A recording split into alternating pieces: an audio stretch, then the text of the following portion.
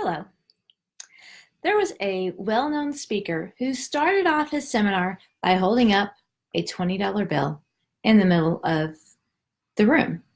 And he asked, who would like this $20 bill?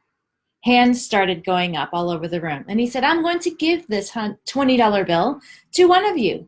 But first, let me do this. So he crumpled up the $20 bill. And then he said, who still wants it? The hand still went up. Well, what if I do this? And he drops it on the ground, stomps it into the dirt, and the hands still went up in the air. They all still wanted the $20 bill.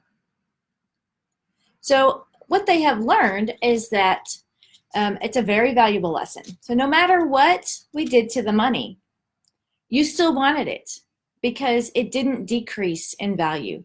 It was still worth $20. So many times in our lives, we are dropped, crumpled, and ground into the dirt by the decisions that we make and the circumstances that come our way. We feel as though we are worthless, but no matter what happened or what will happen, you will never lose your value. Dirty or clean, crumpled or finely creased, you are still priceless to those who love you. The worth of your lives come not in what we do or who we know, but by who we are. And although God still sees our worth when we look like this, we have to see our worth and act on it. I have 5 ways to see the worth in yourself.